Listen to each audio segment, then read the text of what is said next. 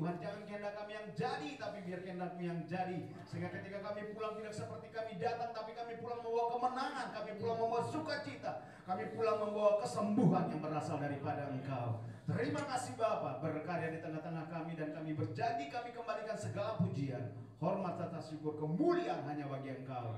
Hanya di dalam nama Yesus Tuhan. Mari opa-oma yang siap untuk memuji menyembah Tuhan, sama-sama kita katakan amin. Haleluya. Sekali lagi tepuk tangan terbaik buat Tuhan kita.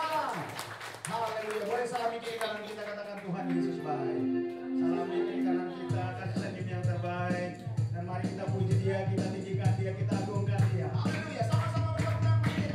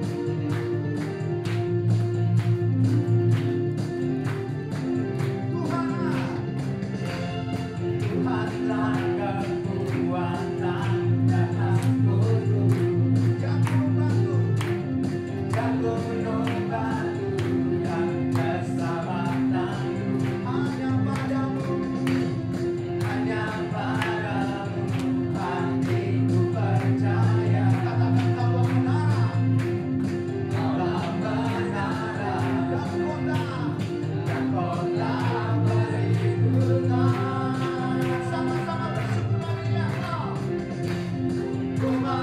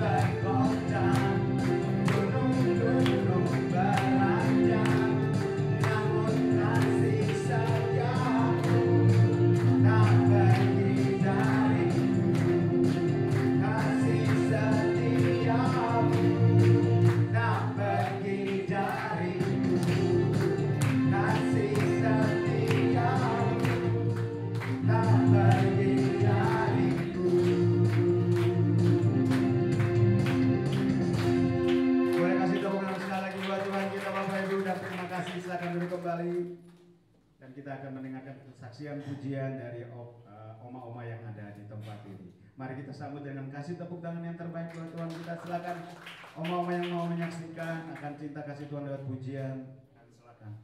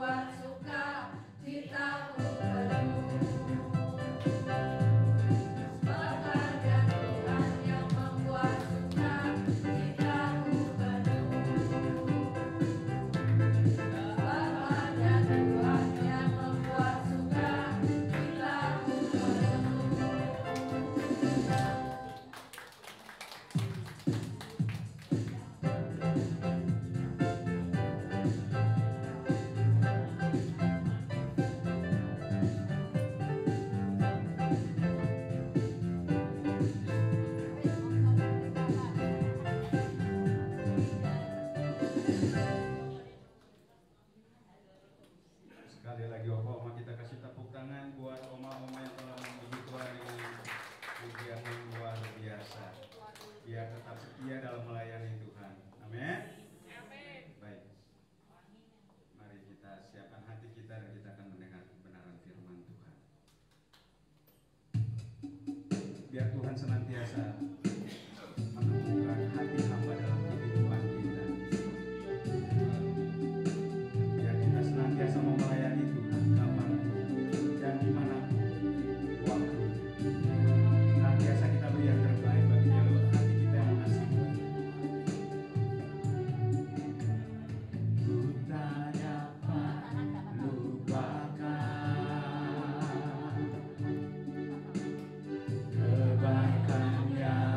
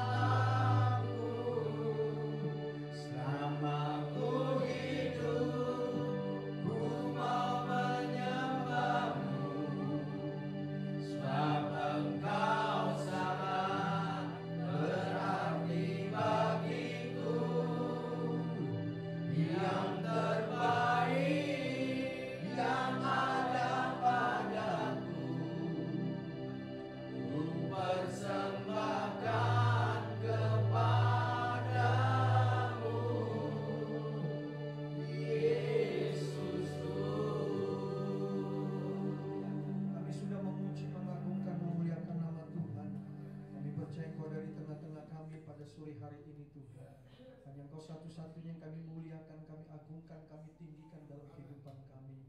Kami percaya Engkau ada di tempat ini dan siap untuk memberkati kami Tuhan. Terpujilah nama Tuhan. Mari kita semua yang siap mendengarkan firman Tuhan, sama-sama semua kita katakan amin. Puji Tuhan. Silakan duduk Bapak Ibu. Salam sejahtera buat kita semua. Shalom. Shalom. Terima kasih kepada hambanya ya Pak Kurniawan yang memberikan kesempatan buat saya untuk menyampaikan firman Tuhan. Senang sekali Bapak Ibu saya bisa melayani pada sore hari ini ya. Baik, mari kita siapkan hati kita untuk mendengarkan firman Tuhan dan kita pulang semua diberkati oleh firman Tuhan. Amin. Puji Tuhan.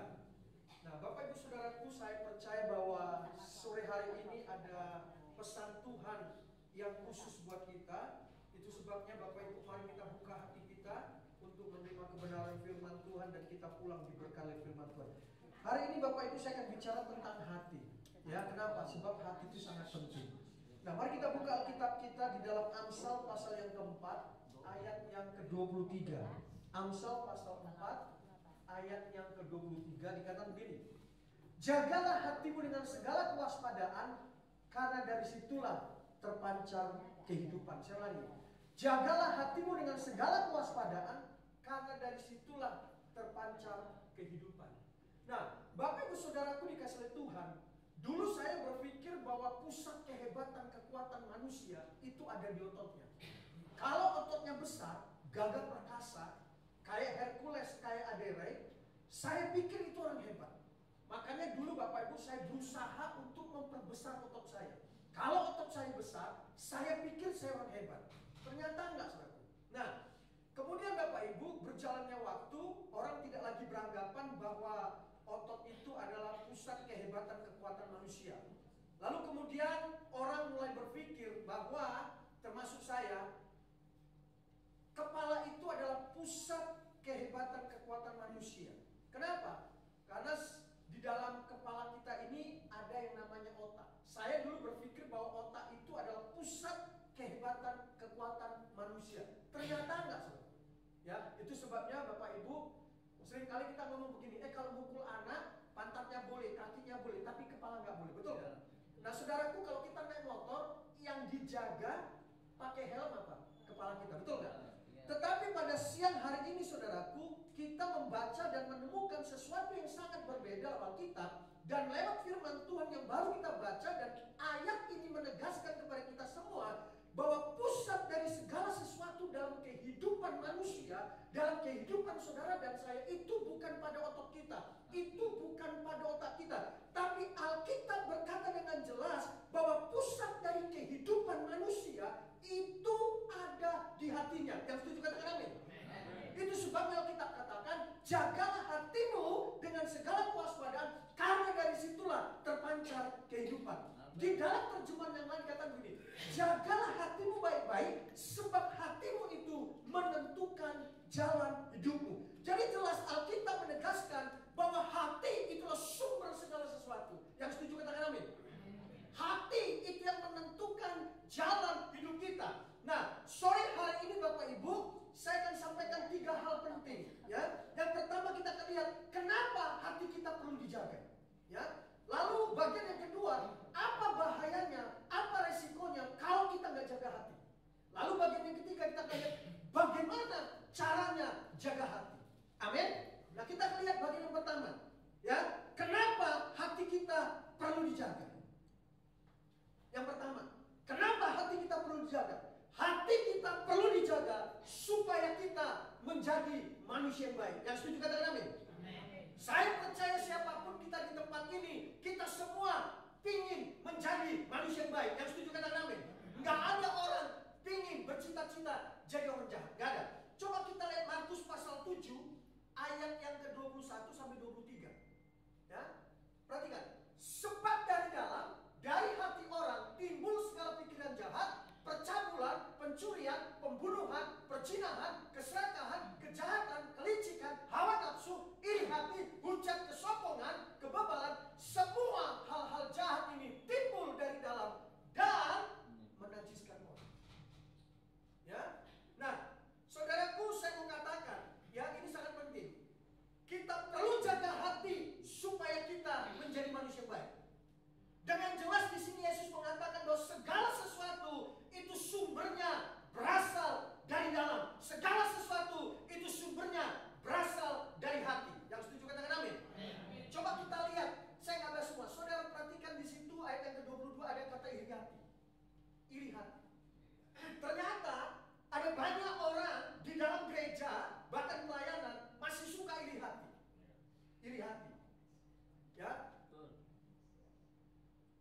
lihat tetangganya punya mobil baru, mulai ngomong, alah, jangan-jangan itu juga mobil pinjaman, alah, jangan-jangan itu juga mobil kreditan, alah, jangan-jangan juga itu mobil inventaris. Nggak ada urusan, mau pinjaman kek, mau inventaris kek, mau dikasih orang kek, nggak ada urusan. Iri?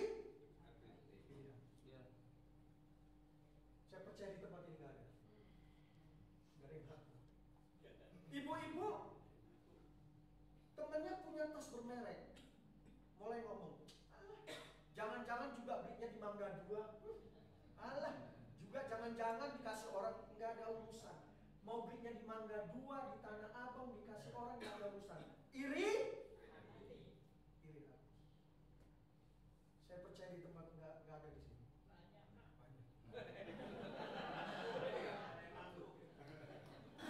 Kalau cuma iri hati, bagaimana kalau timbul pikiran jahat? Bagaimana caranya HP-nya Pak Kurniawan jadi milik saya? Nah, itu bahaya. Saudaraku, beberapa tahun yang lalu saya dipercayakan untuk menerjemahkan satu hamba Tuhan dari Singapura. Korban dalam bahasa Inggris diterjemahkan. Melayani di satu ibadah doa malam di Jakarta, gereja besar. Duduk di lantai. Hamba Tuhan ini, dia taruh HP-nya di samping, memuji menyembah Tuhan 2 jam. Begitu akhir, HP-nya hilang. Saudaraku, ternyata maling bukan cuma di luar, di dalam gereja pun banyak maling. Kenapa? Karena hatinya nggak beres. Karena iri, mungkin iri hati, mungkin bilang, oh tuh HP-nya bagus, ya, timbul pikiran, betul? Makanya Alkitab katakan pikiran jahat itu juga dari hati. Alkitab katakan bisa timbul perzinahan. Kenapa orang mau berzina? Kenapa orang mau selingkuh? Timbul kelicikan, pencurian. Itu semua berasal dari hati. Halo? Berasal dari hatinya nggak beres. Betul? Betul nggak? Makanya yang pertama saya mau katakan, kita perlu jaga hati supaya kita menjadi manusia yang baik. Yang setuju katakan amin. Amin. Ya. Hati kita perlu dijaga, Bapak Ibu. Hati kita perlu dipelihara. Kenapa? Sebab kalau hati kita nggak dipelihara, hati kita nggak dijaga, dipastikan yang keluar pasti yang jelek. Dipastikan yang keluar pasti yang buruk.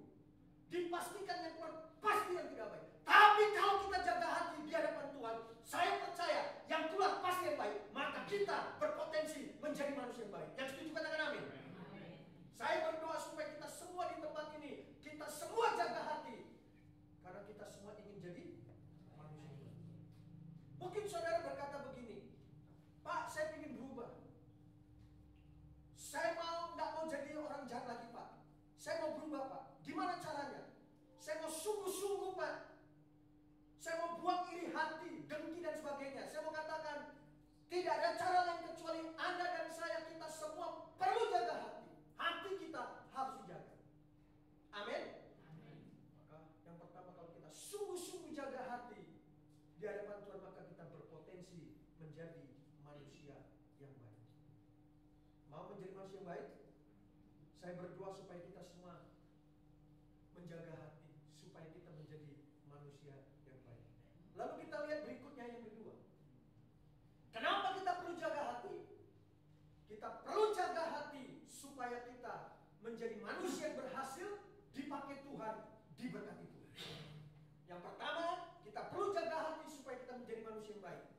Yang kedua, kalau kita jaga hati, maka kita berpotensi menjadi orang yang berhasil, dipakai Tuhan, diberkati Tuhan.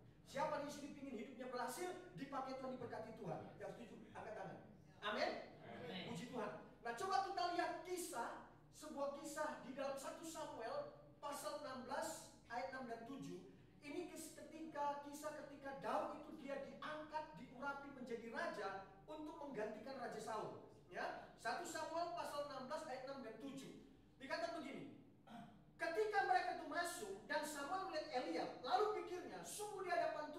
akan bergiring durapinya. Tetapi berfirmanlah Tuhan kepada Samuel, janganlah pandang parasnya atau perahu yang tinggi, sebab aku telah menolaknya. Bukan yang dilihat manusia yang melihat Allah, manusia melihat apa yang di depan mata, tetapi Tuhan melihat hati. Jujur Bapak Ibu, seringkali kita menilai orang itu dari penampilan.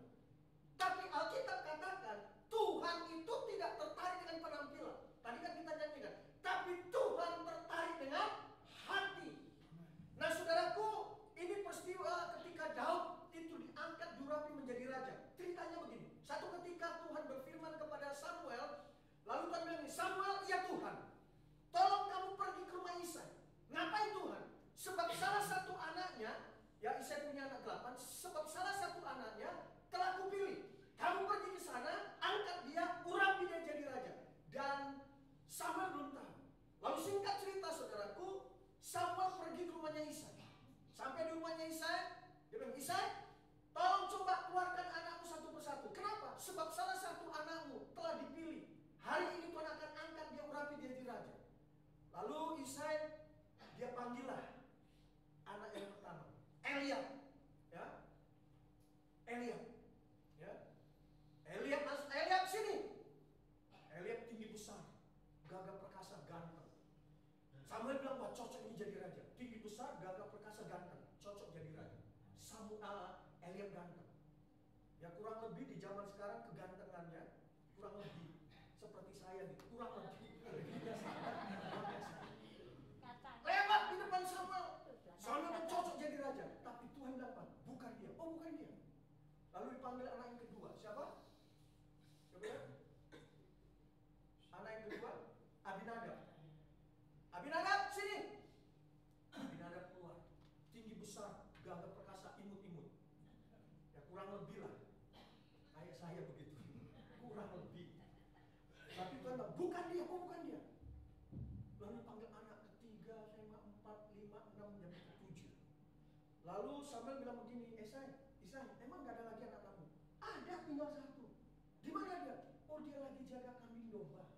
Panggil dia kemari, ya. Sebab kita tidak akan duduk makan kecuali dia dari sini.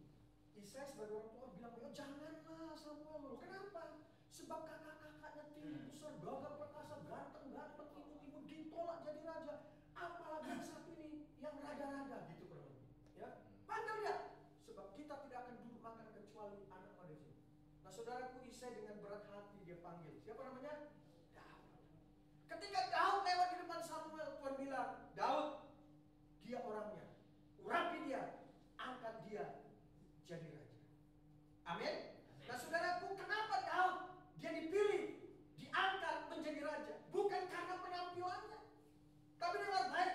Daud dipilih, diberkati, diangkat menjadi raja hanya karena satu hal. Coba lihat Kisah Para Rasul pasal 13 ayat yang ke-22. Kisah Para Rasul, setelah Saul disingkirkan, Allah mengangkat Daud menjadi raja mereka. Tentang Daud, Allah telah menyatakan, aku telah mendapat Daud bin Isai, seorang yang berkenan di hatiku dan yang melakukan segala kehendakku. Kenapa Daud dia dipilih, diangkat, diurapi menjadi raja? Karena Daud seorang yang berkenan di hatiku dan yang melakukan segala kehendak. Makanya saya mau katakan dengan baik, kalau saudara ingin menjadi manusia berhasil, dipakai Tuhan, diberkati Tuhan, kuncinya adalah mari kita semua jaga hati. Yang setuju katakan amin. Dengar baik Bapak. Keberhasilan, kesuksesan dan kegagalan saudara itu bukan cuma ditentukan oleh karena kita punya titel S1, S2, S3, S6, S7. Bukan. Tapi kesuksesan, kegagalan itu juga ditentukan oleh hatimu. Amin. Itu sebabnya kalau saudara mau diberkati Tuhan, saudara mau dipakai Tuhan, kuncinya kita semua, kita harus jaga hati. Amin. Itu sebabnya Bapak Ibu, ya kita harus jaga hati.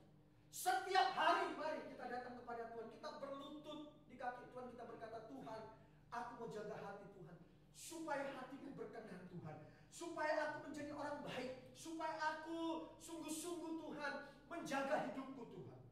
Saudaraku dengar baik.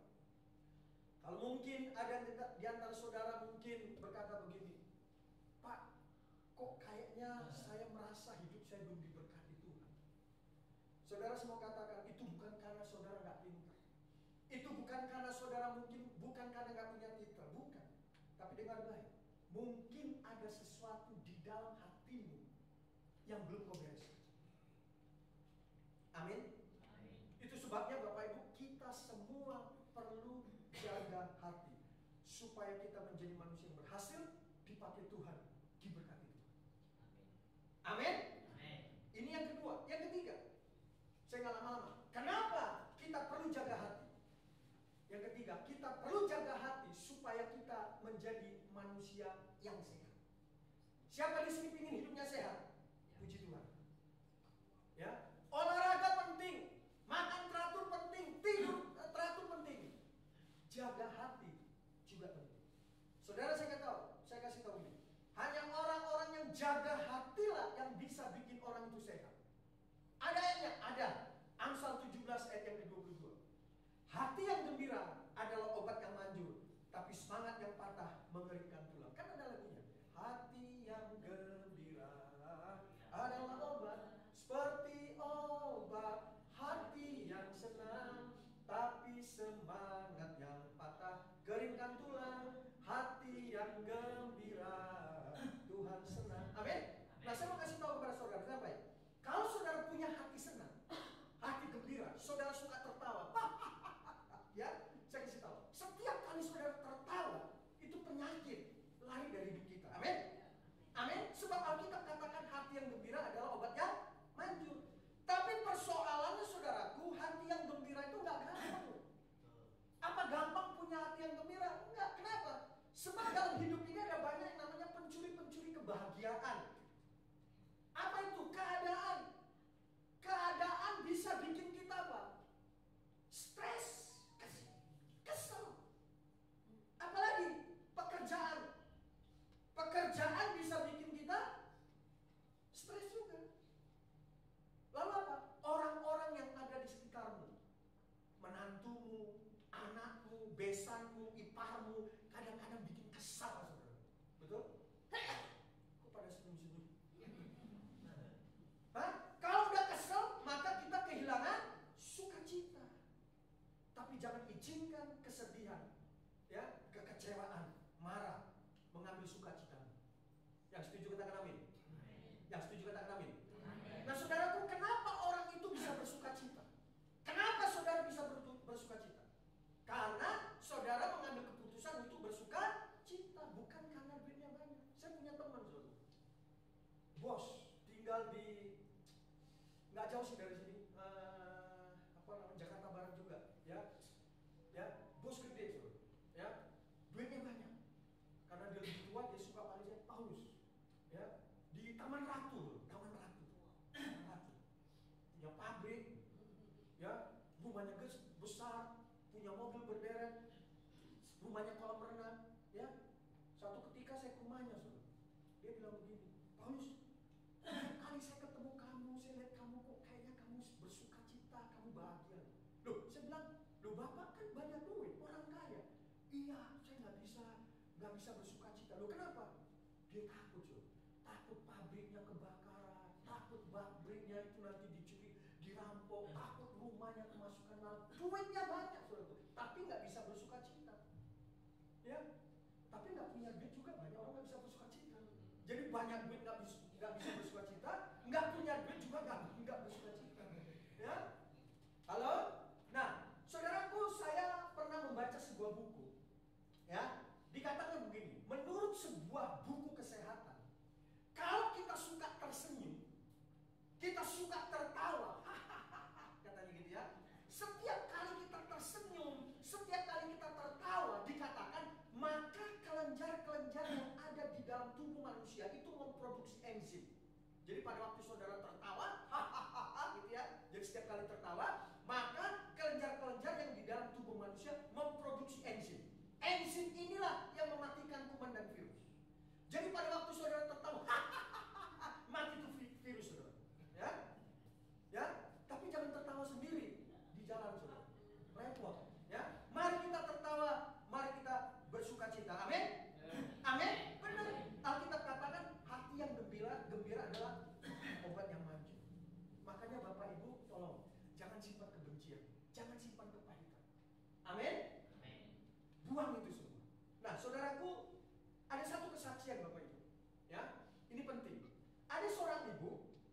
Dia divonis dokter mengalami kanker rahim stadium 4. Rumah sakit angkat tangan, dokter angkat tangan. Ya. Jadi orang dari pihak rumah sakit, dokter bilang sama keluarganya, bawa pulang ibu ini. Karena sisa hidupnya tinggal 3 bulan 4 bulan. Ya, bawa pulang. Rumah sakit angkat tangan, dokter angkat tangan. Lalu dokter bilang pesan sama keluarganya, senengin ibu ini. Mau makan apa? Kasih. Jadi sisa hidupnya tinggal 3 bulan 4 bulan. Puji Tuhan, ibunya orang Kristen. Jadi setiap kali ada ibadah KKR kesembuhan, ibu ini diundang. Ya, diundang. Didoakan, nggak sembuh-sembuh. Nah, satu ketika ada ibadah KKR di Jakarta. Ya, dilayani oleh satu hamba Tuhan dari Amerika, diterjemahkan.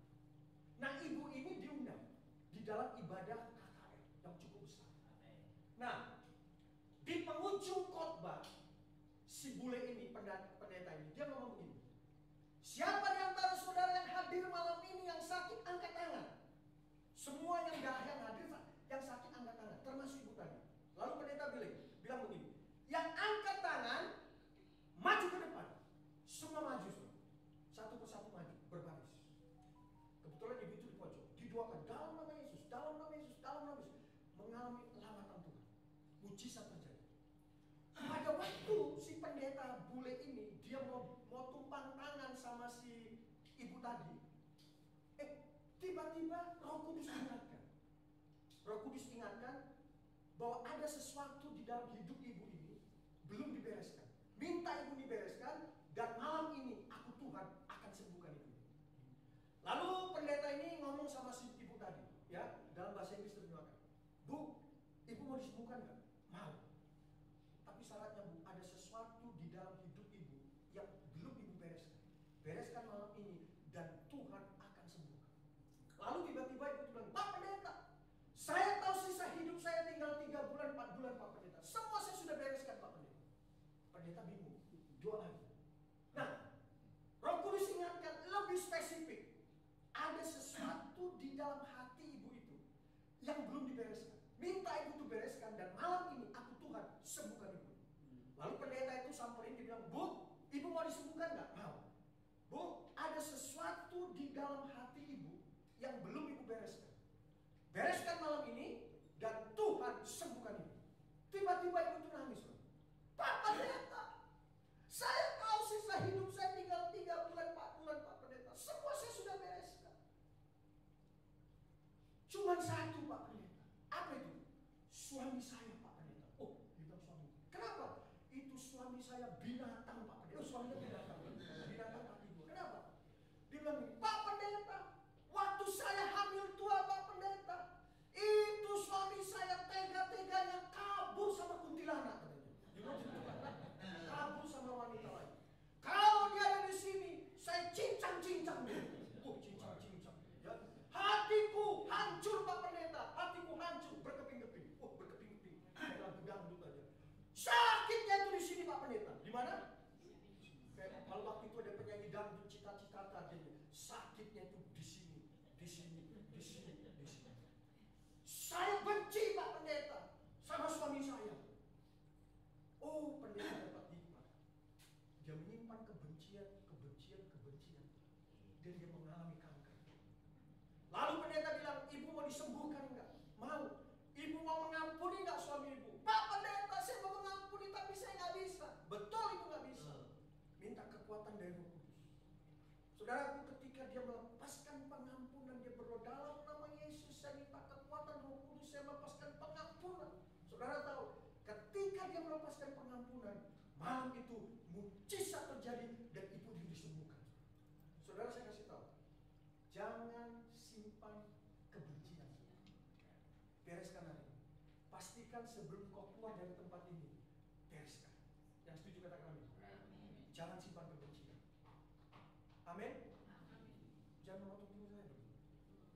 Amin. Kalau saudara simpan kebencian, kepahitan, saudara nggak bereskan, itu jadi penyakit. Saudara mau sehat? Jaga hati. Amin. Ini bagian pertama. Kita masuk bagian yang kedua. Tadi yang pertama, kenapa kita perlu jaga hati? Kita perlu jaga hati supaya kita menjadi manusia yang baik. Kita perlu jaga hati supaya kita menjadi manusia yang berhasil, dipakai Tuhan, diberkati Tuhan. Yang ketiga, kita perlu jaga hati supaya kita menjadi manusia yang sehat. Sekarang bagian kedua. Apa resikonya? Apa bahayanya kalau saudara tidak jaga hati? Ada 3 poin. Ya. Nah, yang pertama, kalau saudara tidak jaga hati, dipastikan engkau pasti akan jadi orang jahat. Lalu, kenapa orang bisa berbuat jahat? Hatinya nggak beres. Kenapa orang mau selingkuh? Kenapa orang mau berbuat kejahatan? Kenapa orang mau korupsi? Hatinya nggak beres. Kenapa orang suka berbohong? Hatinya nggak beres. Saudaraku, kalau kita tidak jaga hati, maka kita berpotensi menjadi orang jahat. Saya berdoa supaya kita semua jaga hati dan kita menjadi orang baik. Yang setuju katakan amin. Kenapa? Kalau kita nggak jaga hati, maka kita berpotensi menjadi orang jahat. Kenapa? Memang hati manusia sejak Adam dan Hawa jatuh dalam dosa, itu kecenderungan hati manusia pinginnya bikin kejahatan terus. Contohnya gimana? Saudara kan yang udah oma-oma, papa punya apa namanya, punya anak atau punya cucu. Saudara lihat anak-anak kecil, misalnya usia 2 tahun, 3 tahun. Ketika dia ngambil permen misalnya, ambil 5. Kita tanya, nah ambil berapa? 2 oma, 2 om. Kita nggak pernah ngajarin berbohong, betul nggak? Kenapa? Saudara? Karena memang sejak Adam dan Hawa jatuh dalam dosa, kecenderungan hati manusia maunya bikin kejahatan terus. Betul nggak? Diajarin berbuat baik, sering lupa. Tapi nggak diajarin berbohong, bisa berbohong. Makanya Bapak Ibu, orang tua di tempat ini, mari antisipasi, didik anak-anak saudara, cucu-cucu saudara sejak dini, ya, supaya ajar mereka untuk hidup takut akan Tuhan, jaga hati mereka, didik mereka, ya, bawa mereka ke sekolah minggu. Perlu ditanamkan kebenaran firman Tuhan sejak dini. Nanti kalau sudah mulai remaja, mulai kumisan, jenggotan, susah saudara. Sejak dini. Amin. Amin. Catat ini. Dipastikan kalau saudara tidak jaga hati, maka kita berpotensi jadi orang jahat. Ya, saya percaya di tempat ini guys, karena kita semua jaga hati. Amin. Yang kedua, apa bahayanya? Apa resikonya kalau kita nggak jaga hati? Kalau saudara tidak jaga hati, dipastikan engkau menjadi orang yang keras hati, susah ditegur, gampang tersinggung. Iya. Kenapa orang gampang tersinggung? Ya hatinya nggak beres. Pendeta khotbah tentang dosa, kena, lalu ngomong, wah itu pendeta ngomong sama Pak Ketua, Pak Kurniawan, kenapa? Itu pendeta yang pakai baju ungu, jangan diundang lagi Pak. Kenapa? Dia nyinggung dosa saya Pak. Saudaraku, kalau kita ditegur sore hari ini, kalau memang kita terus berbuat dosa, kita bertobat. Yang setuju katakan amin. Yang setuju katakan amin. Banyak orang Kristen ketika ditegur bukan bertobat, ngambek, marah, nggak ke gereja, nggak ke persekutuan. Kita harus jaga hati. Amin. Yang ketiga, apa bahayanya, apa risikonya kalau kita nggak jaga hati? Kalau saudara tidak jaga hati, pastikan engkau menjadi orang yang gampang sakit hati. Betul? Betul nggak saudara? Kenapa kita bisa dikit-dikit tersinggung, sakit hati? Karena kita nggak jaga hati. Makanya kita katakan dari hati ini terpancar kehidupan. Kalau kita nggak jaga hati, dipastikan kita akan menjadi orang yang gampang sakit hati. Dunia ini penuh dengan orang yang sakit hati. Sakit hati dengan mertua, sakit hati dengan suami, sakit hati dengan istri, sakit hati dengan teman, sakit hati dengan tetangga. Penuh dengan sakit hati karena hatinya nggak dijaga. Halo, saudara, saya kasih tahu begini. Orang yang hatinya sakit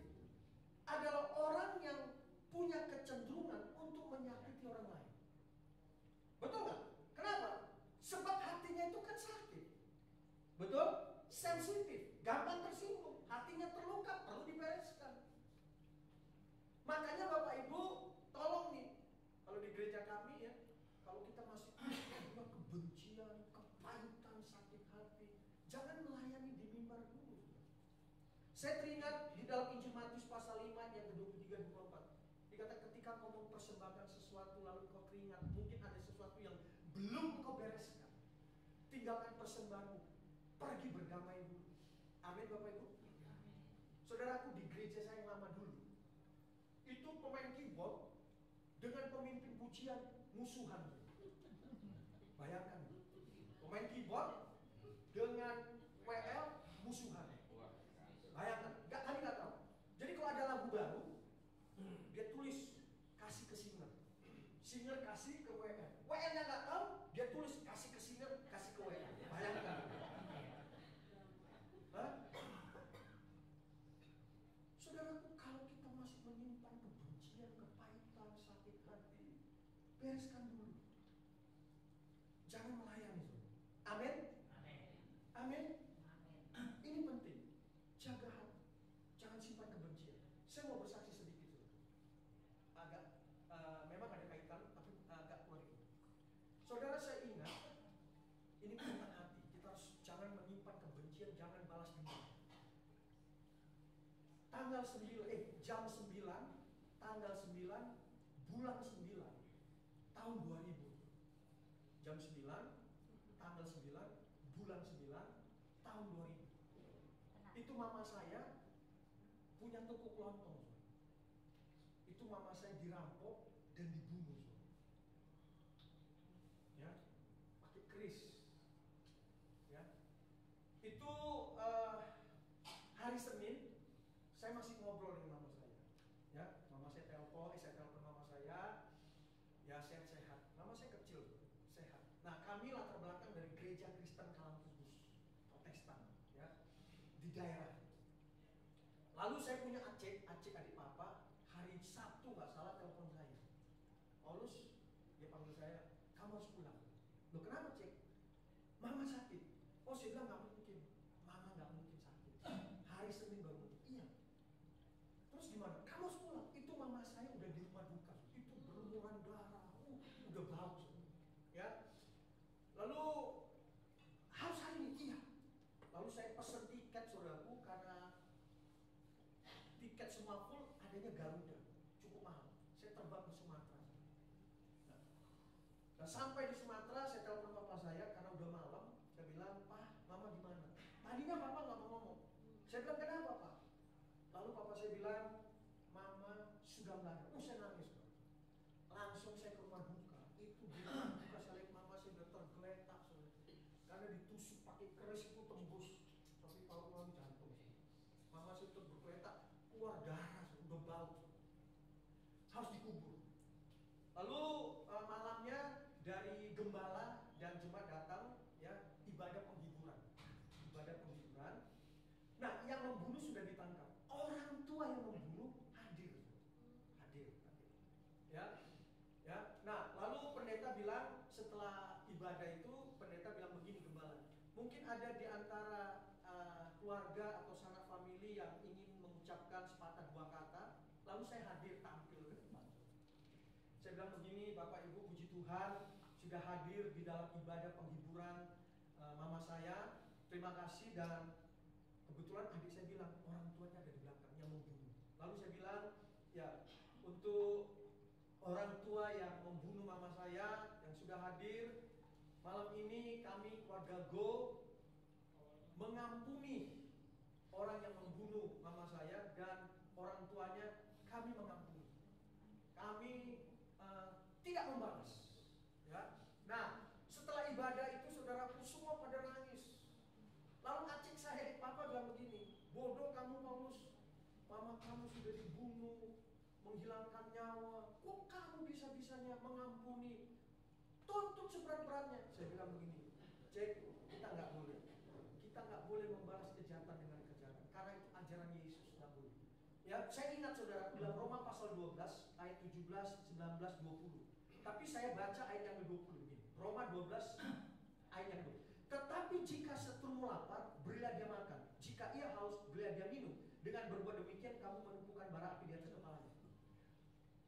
1 minggu kemudian setelah mama saya dikubur, orang tuanya datang ke rumah kami. Ya, datang ke rumah kami, saya menyambut.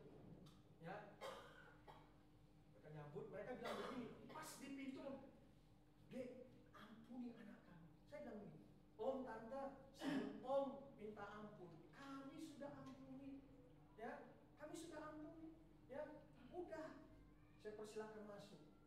Alkitab bilang tadi, jika seteru lapar beri makan, jika haus beri minum. Saya kasih makan, saya kasih minum. Pulangnya saya kasih ongkos. Orang bilang, gila lu ya Paulus ya. Mama kamu sudah dibunuh, ya kan? Kok masih kamu bisa berbuat baik? Nah, itulah ajaran Yesus.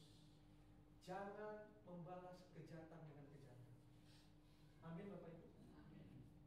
Kira-kira kalau saudara gimana? Memang gak gampang. Tapi ini ajaran Yesus. Makanya jangan simpan kebencian, jangan simpan kebaikan. Sampai hari ini kami gak menyimpan kebencian. Kami tetap mendoakan dan melepaskan. Dan kami gak tahu sekarang gimana gak. Yang penting kami gak balas dendam. Amin Bapak Ibu. Ini ajaran Yesus. Jangan membalas kejahatan dengan kalau kamu ditampar pipi kiri, kasih pipi kanan. Artinya apa? Orang berbuat jahat, kita harus tetap berbuat baik. Amin Bapak Ibu. Makanya saya katakan, jangan simpan kebencian, jangan simpan kepahitan. Nah, yang terakhir, ya. Tapi saya mau kasih tahu gini, perhatikan. Kalau hatimu nggak beres, lihatlah, hidupmu pasti nggak beres. Kalau hatimu nggak beres, ekonomimu pasti nggak beres. Kalau hatimu nggak beres, keluargamu pasti nggak beres. Kalau hatimu nggak beres, pelayananmu pasti nggak beres. Karena kita katakan segala sesuatu sumbernya berasal dari hati. Jadi kalau misalnya uang nggak beres, lihat aja hatinya beres nggak? Kenapa? Maaf ini kawin ceri, hatinya nggak beres. Kenapa ekonominya murah-murah? Hatinya nggak beres. Kenapa pelayanannya nggak beres? Hatinya nggak beres. Karena Alkitab katakan, jagalah hatimu dengan segala kewaspadaan, karena dari situlah terpancar kehidupan. Amin Bapak Ibu. Amin. Nah sekarang kita lihat bagian terakhir. Bagaimana caranya jaga hati? Ayub 22 ayat yang ke-22. Terimalah apa yang diajarkan mulutnya. Perhatikan. Dan taruhlah firman-Nya dalam hatimu. Bagaimana caranya jaga hati? Hati kita harus diisi dengan firman. Amin. Saudara baca Alkitab nggak tiap hari? Saudara baca firman. Amin. Pastikan setiap hari kita harus baca firman. Isi hatimu dengan firman. Supaya apa? Supaya sampah-sampah, supaya kotoran-kotoran, supaya hal yang najis tidak bisa masuk. Karena hati kita diisi dengan firman. Pastikan setiap hari kita punya hubungan dengan Tuhan, intim dengan Tuhan, punya hubungan berdoa, punya baca Alkitab. Saudara baca Alkitab nggak setiap hari? Saudara saya kasih tahu, pelayanan apapun tanpa doa, tanpa baca firman, itu nol. Sehebat apapun saudara, pelayanan tanpa baca firman, tanpa doa, itu nol. Pastikan setiap hari hati kita harus diisi dengan firman. Kadang-kadang lihat orang Kristen aneh, suruh baca firman, baru satu ayat, aduh Pak, kayaknya mata itu pedes Pak, baru satu ayat Pak. Tapi kalau nonton sinetron, waduh, dari sore sampai malam itu bisa. Mata bisa nonton, sampai hafal aktornya, sampai tahu jalan ceritanya. Saudara, saya bukan anti dengan sinetron. Sinetron itu isinya apa sih? Kalau kita lihat perselingkuhan, balas dendam, betul nggak, sakit hati. Makanya nggak heran orang Kristen yang terus nonton sinetron penuh dengan sandiwara, hidupnya penuh dengan sandiwara. Di gereja haleluya, di luar gereja haleluya, halilintar. Isi hati kita dengan firman. Amin Bapak Ibu. Ini penting. Setiap hari saya pastikan setiap hari saya harus baca firman. Isi hati saya firman. Amin. Saudara berjanji hari mau baca firman setiap hari? Yang mau berjanji angkat tangan. Amin. Iya dong, komitmen dong. Amin. Bukan buat saya, buat saudara. Jadi kita belajar hari ini, ya. Pertama, kenapa kita perlu jaga hati? Supaya kita menjadi manusia yang baik. Yang kedua, supaya kita menjadi orang yang berhasil, dipakai pun diberkati Tuhan. Yang ketiga, supaya kita sehat. Kalau kita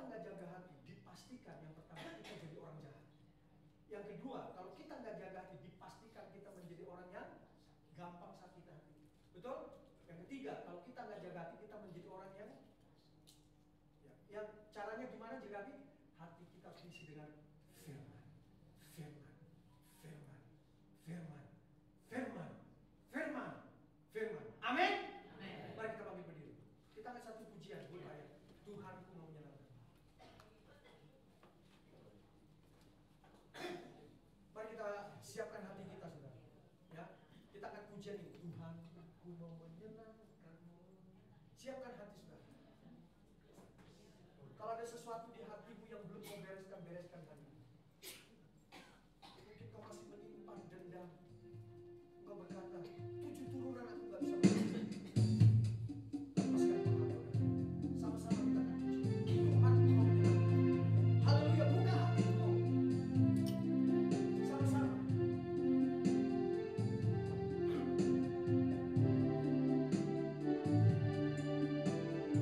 Tuhanku mau menyenangkan.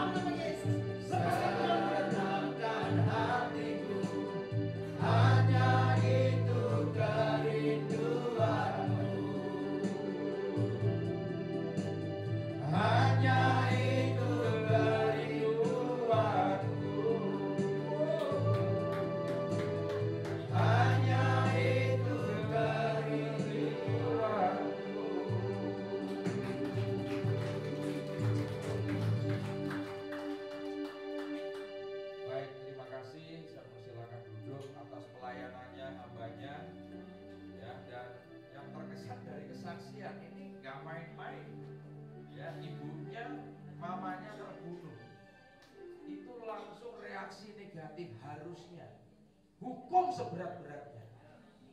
Tapi yang dilakukan, dia tunduk kepada kebenaran firman. Ya, jadi tema jaga hati dan kesaksiannya menyentuh kita semua.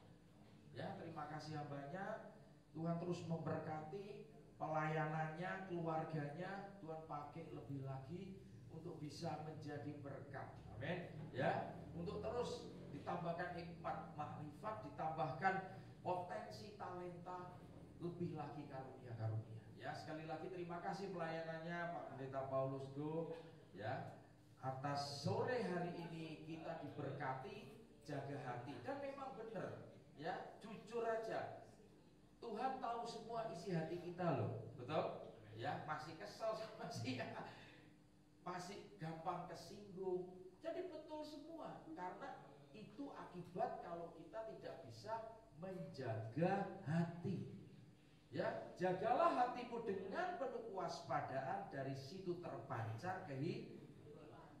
Jadi kita nggak bisa keluar aura, Pak. Orang lihat kok suram, kok nggak ada cahayanya. Itu artinya banyak persoalan yang berpusat di dalam hati. Nah, tadi pesan dari Pak Pendeta Paulus jelas, ya. Mari bereskan hati kita. Ya, kita pernah disakiti, kita pernah menyakiti, betul? Nah, jadi jangan tunggu orang minta maaf dulu baru kita memaafkan. Kita mendahului, gak ada yang salah. Ya, saya ngomong ngalah untuk menang. Ya, oh, suami istri tiap hari saya konsul.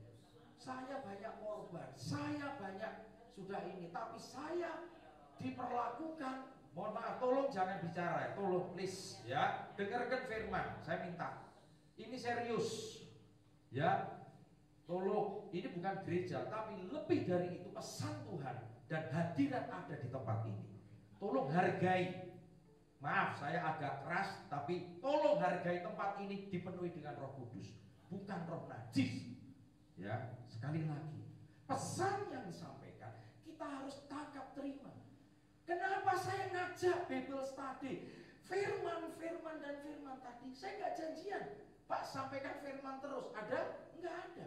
Kalau sudah terkoneksi dengan Tuhan, Roh Kudus di sini, apa yang dibutuhkan jemaat di sini, beliau tahu. Saya nggak dikte apa pesannya ini. Silakan sampaikan. Ya, saya minta dengan sangat hormat. Kita di tempat ini hadirat Tuhan ada, bukan gedung yang mewah, nggak perlu ada. Tuhan ngomong, aku akan hadir di gedung yang mewah, enggak, di tempat yang sederhana, di tempat yang nggak ada fasilitasnya, hadir. Berapa kali saya undang juga Pak Sineus, hadirannya terasa kan? Tolong hargai. Tapi gereja yang mewah belum tentu hadiratnya ada. Belum tentu firman yang disampaikan bisa merubah hidup kita, merubah hati kita. Saudara pikir kesempatan tidak ada lagi, tinggal turun di sini. Ampun saya. Ya, tapi itulah bebal. Tadi betul. Jika kamu mendengar suaraku, jangan keraskan hatimu. Apa itu? Kalau kita keras hati, nggak mungkin bisa mendengar firman, nggak mungkin bisa menangkap pesan Tuhan dengan benar. Pesan itu tuh apa? Ngoreksi kita. Saya refleksikan tadi. Ya, maaf, mungkin kata-kata saya nggak pernah sekeras ini, karena waktunya sudah dekat. Opa-oma umurnya berapa? Kita sewaktu-waktu dipanggil. Sudah siap nggak rumah kita? Sering saya pesan. Kenapa saya agak sering mengingatkan belajar firman. Betul nggak? Karena kuncinya di firman. Keselamatan didapatkan dari firman. Pemulihan dari firman. Kesembuhan dari firman. Bukan dari manusia. Amin. Malam sore ini, ayo Bapak Ibu, saya akan undang pembicara-pembicara, nanti saya jadwalkan kapan lagi ya, yang bisa membakar semangat kita, bukan yang loyo, yang aduh ya pokoknya denger yang udah selamat. Enggak ada. Keselamatan Ditentukan tadi hati yang mau melekat dengan hatinya Tuhan. Mazmur 91 ayat 14. Baca lagi. Hatiku melekat dengan hatimu, maka aku menyelamatkanmu. Amin. Keselamatan adalah mukjizat yang terbesar. Pastor Immanuel juga ada di sini. Saudara lihat, tampangnya sehat, gak ada perasaan kayak orang sakit-sakitan. Pastor James Tarore 9 tahun gagal ginjal. Kelihatan dia sedih, kelihatan dia muram. No. Apa rahasianya? Firman. Berapa lama orang-orang ini baca firman? Ini mengingatkan kita Bapak Ibu, sudah waktunya kita mengalihkan. Pastor Bill kemarin juga pandang terus Yesus, firman, karena itu yang menyelamatkan kita. Udah cukup. Mohon maaf, apalagi usia udah sekian. Ya, kita cari kebenaran firman yang sungguh-sungguh. Aduh, males saya baca, dengerin, saya pengen langsung. Inilah yang menghambat pengenalan akan Kristus. Umatku binasa karena tidak mengenal betul nggak? Itu firman. Karena nggak mengenal firman, karena nggak mengenal Tuhan, binasa. Kayak nggak mau, apalagi Tuhan sayang dengan Opa-Oma, Bapak Ibu di tempat ini ingin semua diselamatkan, ingin semua masuk di dalam kerajaan surga. Bukan berseru-seru Tuhan tolong, Tuhan tolong, tapi mereka yang melakukan kehendak Bapa dan menyelesaikan pekerjaannya. Amin. Ya, sekali lagi saya harus keras. Roh Kudus saya pesan. Ketika mendengar pesan, saya minta HP semua silent. Kalau enggak, saya persilakan keluar. Saya harus keras. Ya. Untuk apa saya ngomong seperti ini? Supaya Bapak Ibu Pak Oma benar-benar menyerap, menangkap firman. Bukan kerajinan ibadah kita, bukan rajin doa kita, bukan kehidupan agamawi yang menentukan keselamatan kita, tapi kehidupan spiritual. Bagaimana kita membangun hubungan dengan Tuhan. Ya, sekali lagi saya mohon maaf, saya nggak pernah sekeras ini, Pak. Tapi nggak tahu sore hari ini ada sesuatu yang membakar yang harus saya sampaikan, karena ini sifatnya kebenaran. Ya, jadi sekali lagi semua yang ada di tempat ini, tolong saya minta dengan hormat fokus. Jangan ada bicara, jangan ada main handphone, jangan ada dipengaruhi apapun. Fokus dengan pesan Tuhan, fokus dengan pujian dan penyembahan. Ya, apalagi dari paduan suara terus diperbaiki, terus bertambah baik. Itu yang menyukakan hati itu. Kita di depan ini, mohon maaf, bukan ditonton di sini. Mimbar ini surga terbuka. Ya, termasuk Pak Pendeta tadi, itu diawasi. Jangan sampai dia salah ngomong. Demikian juga saya. Kalau saya menyesatkan, hukumannya 4 kali lipat. Betul? Bayangin, kalau ada 1000 orang, 4000 kali saya harus dihukum. Kalau misalkan hukumannya cambuk, saya dicambuk 4000 kali. Saya nggak mau konyol. Ya, jadi ini peringatan.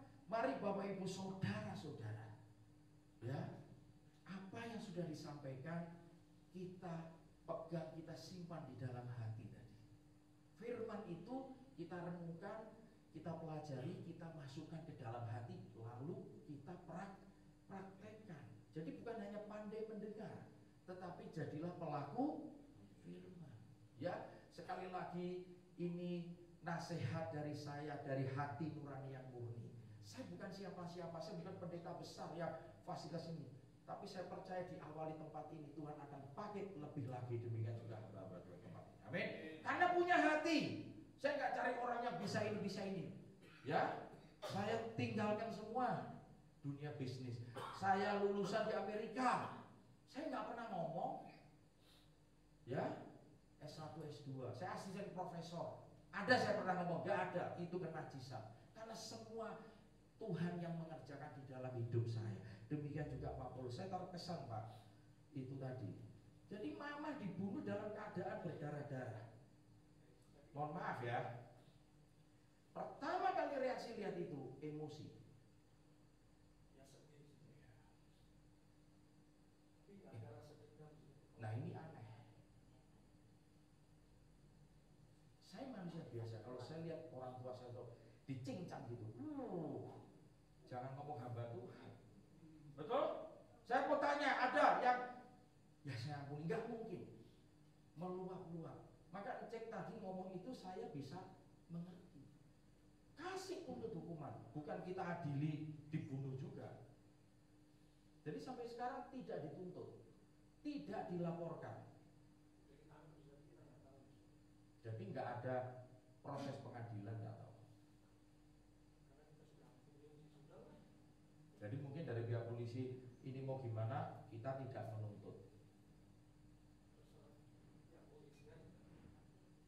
Nah orangnya masih di penjara atau udah keluar? Sudah keluar. Sudah keluar. Berarti mama udah meninggal 15 tahun yang lalu. Lebih. 20 tahun yang lalu. Ya. Saya mengucapkan berduka cita juga, artinya sedih. Nah, itu kuncinya. Cuma gini loh, caranya Tuhan panggil itu sangat menyedihkan. Saya dengar aja udah, ini gimana? Kecuali mohon maaf, kecuali Pak Paulus keluarganya itu maaf ya, jahat, ya. Pernah nyakitin orang, pernah ini, itu orang balas dendam. Tapi kan enggak ada sebab dan musabab. Mungkin kejahatan untuk merampok. Dianya yang saya dengar mau menikah nggak ada duit. Padahal kalau misalnya dia minta duit, pasti bapak saya kasih.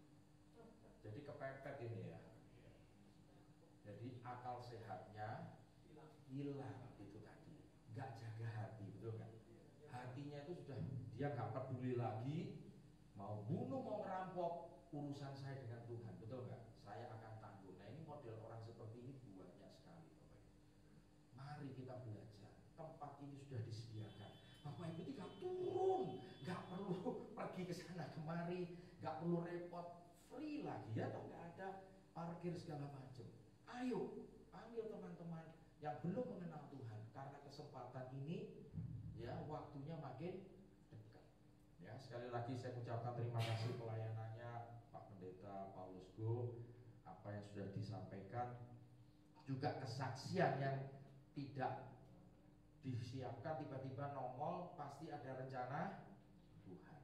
Ya, saya baru dengar kesaksian ini, mamah kandung dibunuh. Jadi pada saat di peti itu berdarah-darah masih. Lo nggak dimandiin atau gimana?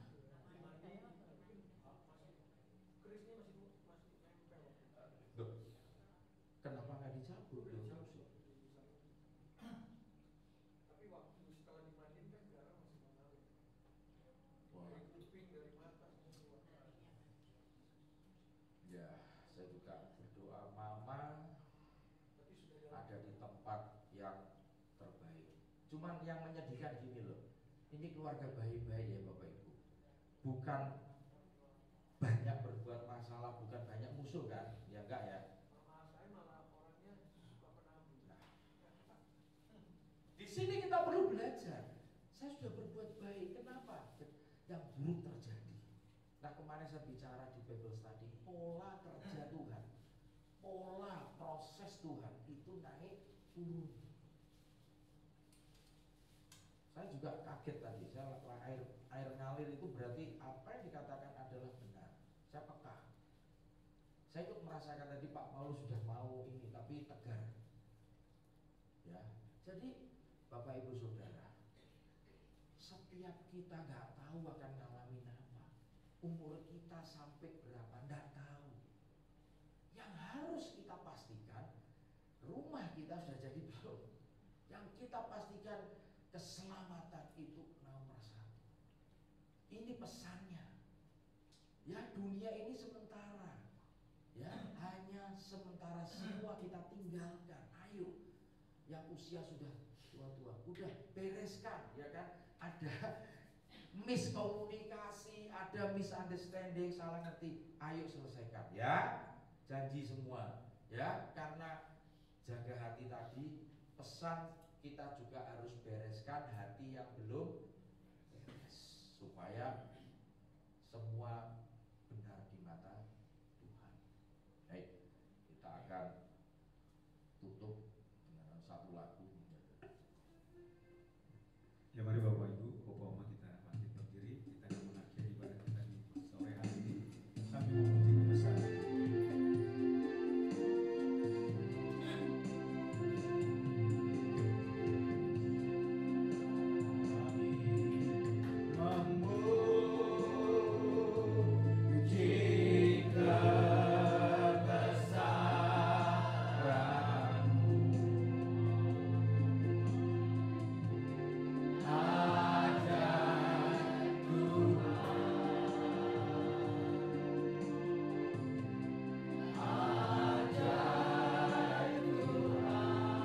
memuji kebesaran.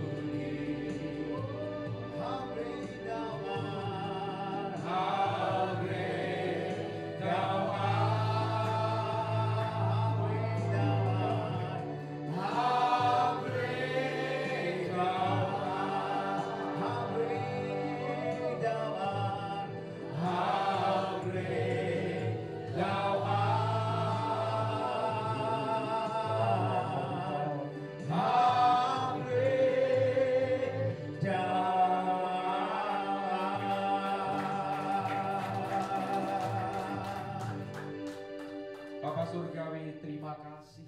Kami boleh mengakhiri ibadah sore hari yang indah ini. Pesan-Mu sudah disampaikan oleh hamba-Nya. Dan biarlah menjadi rema-rema di dalam setiap kehidupan kami. Untuk kami mau membereskan hati. Karena hati adalah pusat Allah mencurahkan kasih. Hati adalah pusat segala-galanya. Kami mau memulai dari hati yang baik. Dari hati yang benar. Dari hati yang murni. Seperti yang Engkau kehendaki. Selidiki hati dan pikiran kami. Koreksi kami Tuhan. Ya Allah sore hari ini. Untuk kami mau membereskan. Ada persoalan-persoalan hati. Yang masih banyak belum kami bereskan di tempat ini. Baik pribadi, keluarga, di komunitas manapun. Kami serahkan semua yang hadir pada sore hari ini ke dalam tangan-Mu Tuhan. Tingkap-tingkap langit surga terbuka. Diberkatilah kesehatanmu. Diberkatilah rumah tanggamu. Diberkatilah keluargamu. Diberkatilah pekerjaanmu. Diberkatilah usahamu. Diberkatilah pelayananmu. Diberkatilah seluruh aspek kehidupanmu. Dan biarlah sinar terang kemuliaan Allah Bapa dan cahaya wajah Yesus Kristus selalu menyinari kami semua sampai dengan Maranatha. Di dalam nama-Mu Tuhan Yesus. Haleluya. Puji Tuhan. Amin. Silakan duduk. Kita akan memperingati ini nanti. Yang berulang tahun di bulan September. Dipanggil siapa aja?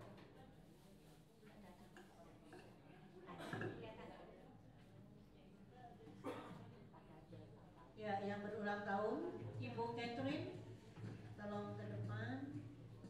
Pak Paris ada ya? Pak Paris ada. Mau gua ada itu.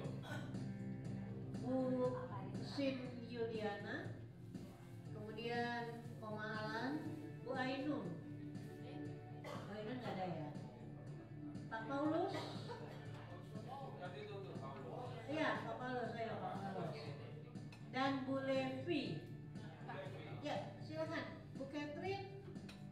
Juliana